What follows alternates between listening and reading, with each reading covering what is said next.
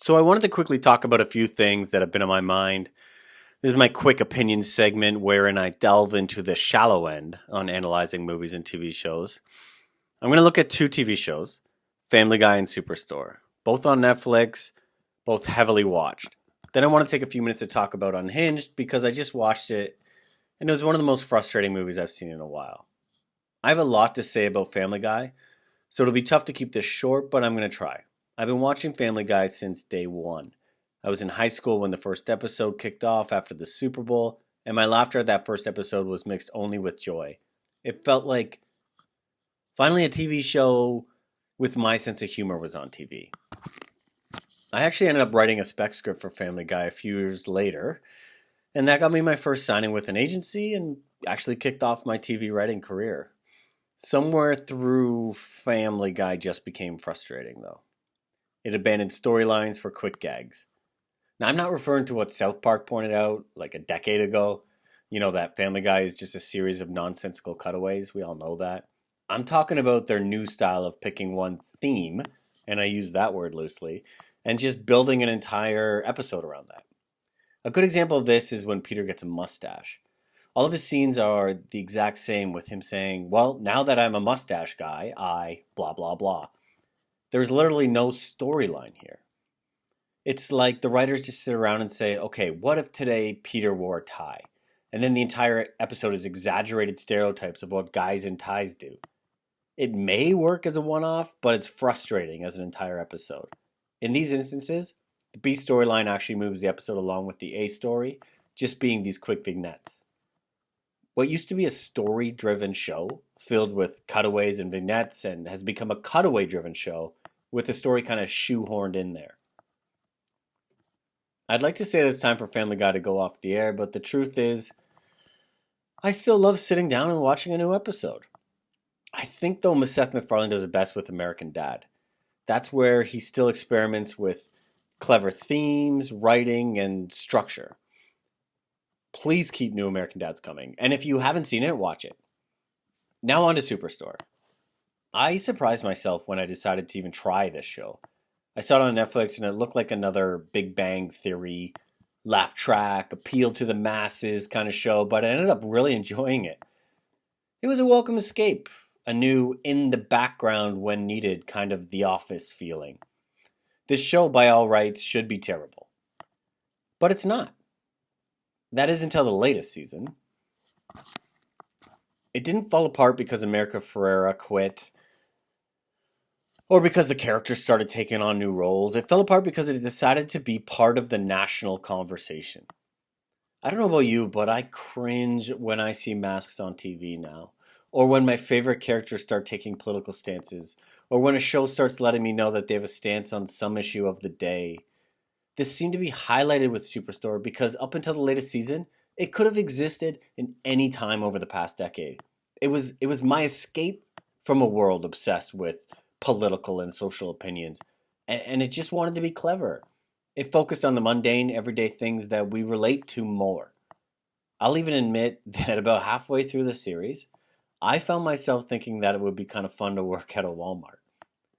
Side note, in the episode where America Ferrera becomes the manager and finds out that she is going to make $109,000 a year, I looked into that, and it's true. Walmart managers make on average $150,000 a year. Sign me up. What an easy life. Anyways, the new season has the characters dealing with COVID. I get it, it's real and that's what's going on, but I don't want to see it. Maybe I'm alone on this, but I don't use TV and movies to put a spotlight on my real life. I use them to escape it and to be challenged and to be entertained. Seeing people in mass talk about COVID is depressing, I guess. They also took a hard turn this season into politics and social issues. Can we all agree that not everything has to take a stance? I'm not saying I disagree with their stance at all. I'm saying Superstore wasn't where I needed to hear an opinion. That's what was so great about The Office and why it's timeless. It's about the day-to-day of work and we can all relate. I feel bombarded with politics right now, and I like the Superstore as an escape. In some episodes earlier, I'd actually be waiting for it to turn political, and every time it didn't, I got sucked deeper into it. I felt safe. I felt safe watching this.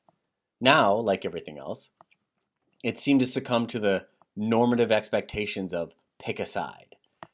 Just let us forget, laugh, and eat snacks with a fun TV show. Finally, I want to talk about the movie Unhinged. I had zero expectations to like this movie. And if it wasn't on Netflix, I'm sure it would just be another movie forgotten to history. I would have never watched it, that's sure. But it was there, and so I watched it. As a movie watched without criticism or expectation, it's okay. It moves quick, it has entertaining action, the actors do a good job with the material they have to work with, but it was impossible for me not to yell at the TV most of the time. So it's the story of a man who, having just killed his ex-wife and her new boyfriend, ends up stalking and raging against a woman who honks at him later in traffic. Now, the opening credits would have you believe that it's a commentary on our social disconnection, increasing rage stem from a feeling of powerlessness, and how self-involved we are when we are in our cars, looking at our phones, etc. But my God, does it ever have too many plot holes to take seriously. Right off the bat, when the main character finds herself waiting at a green light behind Russell Crowe's pickup truck, she honks twice at him to move, before giving up and peeling past him in the other lane just before the light turns red again. I'm sitting there thinking, well, yeah, I do the same thing. Fuck that guy. It's green, dude. Go. But then Russell Crowe catches up and opens his window and talks to them and presents his own point of view, which is essentially, hey, I'm sorry I was dazed out back there, but just give me a polite honk. Not a big F you honk, which is what she did do. He then apologizes for ruining her day. And she's cold as hell back to him for no reason. I'm sitting there telling the screen, okay, it's time to resolve the situation. He apologized. You're both in the wrong on some level. Apologize back and go enjoy your day. But she doesn't apologize and just gets even more rude and dismissive to him. And her son is in the car watching all of this. So it would have been such a good opportunity to set an example of how to be a decent person, even when you think you're in the right and justified. But okay, it's Unhinged, the movie, whatever. Anyways, as you can imagine, Russell Crowe goes on to chase them and road rage them, and after he steals her phone at a gas station, starts going after everyone on her contact list. That's really the entire movie. But throughout, I'm screaming at the screen, drive to the police station. Why are you taking your son out of school? If you're going to do that, then take him to the cops. They know where Russell Crowe is. And at this point, all the cops in the city are looking for him. And he's called her on the cell phone that he'd left in her car, a flip phone, and said, hey, bring your son to your house or I'm going to kill your brother who I have tied up. And she just does. And she doesn't tell the cops. It's insane. One thing I liked was the idea that since Russell Crowe just came from killing his wife and the cops are looking for him and he has no intention of getting away with it, he just gets to live outside any rules for the day. If he wants to stop in the middle of an intersection or stab some guy in a busy diner, he can just do that. It's an interesting device that I think in and of itself could make a really good movie. Almost like a guy who plans on offing himself at midnight so he can just live like a god for the day. Russell Crowe is the perfect casting for this because he looks like a road rage guy, and you really buy that he would do all these crazy things. One other part that really confused me, and this is a spoiler, so if you can't wait to watch Unhinged, don't listen anymore, just stop. So when Russell Crowe kills the main character's brother's fiance, he then ties up the brother, and they're in the main character's house. The cops bust in and find him, but Crowe ends up escaping. Within the hour, the main character and her son go to the house, but there's no one there. There was a murder here, and a dead body, and a guy left tied up and set on fire. How is there no CSI or other cops or police tape? There should be an investigation going on. This should be a zoo of police. This is a crime scene, and apparently it's just been cleaned up by the cops in an hour? Honestly, did I miss something here? I must have. Let me know if I did. If they're actually at a different house, whose house is it? Why is there a spare house when she's sleeping on the couch when we first introduced her in the movie? When it first comes into the movie, she's waking up on the couch, and then we learn that her brother and their brother's fiance are living with them, and that must be why she's on the couch. Anyway, let me know. But those are, my quick thoughts on three completely unrelated shows and movies.